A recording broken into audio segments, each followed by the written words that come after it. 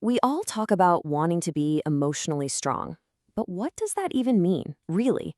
Is it about being some kind of rock, totally unfeeling and tough all the time? Well, this explainer is going to break down 5 key habits that totally redefine emotional strength. It's not about hiding from your feelings, it's about getting really skillful at working with them. So let's dive in. So, what is real emotional strength? It is definitely not about building a giant wall around your heart or pretending you're a robot. No way. It's an active, engaged process. It's the difference between being dragged around by your emotions and actually being in partnership with them. Let's look at what most people get wrong versus what's actually going on. Okay, this right here really flips the whole script. The myth, the thing we're all kind of told, is that strength means you just ignore pain, you go numb, you don't feel things. But the reality? True strength comes from the complete opposite. It's about understanding your pain, learning how to manage your feelings skillfully, and, this is the most important part, choosing how you respond. It's all about engagement, not avoidance. And that leads us perfectly into our first major habit. And trust me, this is a big one. Learning to respond, not just react. There is a massive difference between a knee-jerk reaction and a thoughtful, considered response. And that little space between the two, that's where emotional strength is forged. So, how do you actually do it? Well, it's simpler than you might think. It boils down to this 3-step process. The next time something triggers you, the very first thing you do is just pause. Don't say anything, don't do anything. That 1 second stops that automatic reaction cold. Then, step 2, you breathe. Just a deep breath. It literally calms your nervous system down. And then, once you've created that little bit of space for yourself, you get to choose your response deliberately. It's all about taking back the controls. All right, let's move on to our second habit, which is all about where you get your sense of self-worth. See, emotionally strong people, they don't outsource this job.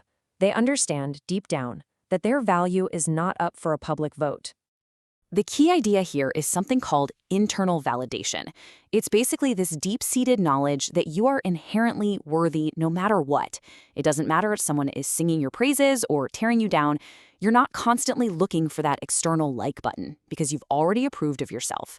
And that right there is a cornerstone of emotional stability. And this is what that looks like in the real world. When your sense of worth comes from the inside, you naturally start protecting your time, your energy, and your peace. That's all setting boundaries really is. It isn't about pushing other people away. It's about honoring your own needs. I really want to let this one sink in for a second because it is so, so important. So many of us are taught that putting ourselves first is selfish, but this completely reframes it. Protecting your inner peace, that is a fundamental act of self-preservation. It is a hallmark of emotional strength. It's not selfish, it's necessary. Okay, on to habit number 3. This one's about how we deal with life's inevitable curveballs. We all make mistakes, we all fail at things. The big difference is what we decide to do next. So, picture it. The project you worked on for months fails, you get rejected. Things just do not go to plan. Right there, you're at a crossroads. Are you going to get stuck in that tangled mess of what went wrong? Or are you going to start looking for the path forward? There are 2 totally different mindsets you can have in this moment. You can fall into what we'll call the blame game, either beating yourself up or deciding the whole world is against you. But honestly, that's a dead end. The emotionally strong path is the learning mindset. Instead of trying to figure out who to blame, you just ask a simple question. What can I learn from this? What did this experience teach me? And just like that, failure stops being a final verdict and becomes your best teacher. Now, those first 3 habits we talked about, they're all built on 2 final core habits that really tie everything together.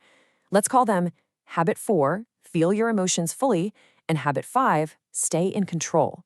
And this core principle you see here, feel, don't drown. That's the perfect way to understand this essential balance. This is really where it all comes together. Habit 4 is that first part, allowing yourself to feel deeply. It's the total opposite of shutting down or being numb. But Habit 5 is the second part, making sure you never let those emotions grab the steering wheel. It's like you ride the wave of emotion, but you never let it pull you under. You're still the one in control. And that, right there, is the ultimate takeaway from all of this. Strength is not an absence of emotion. It's a skill. It's the craft of understanding, managing, and working with your feelings to build a life that's both resilient and authentic. It's all about that beautiful balance between feeling and choosing. So, as we wrap this up, I'll just leave you with this question. When you look at these 5 habits, responding with intention, owning your worth, learning from your setbacks, feeling everything fully, and staying in control, which one of those feels like the most powerful place for you to start? Because emotional strength isn't something you either have or you don't. It's something you build, one habit at a time.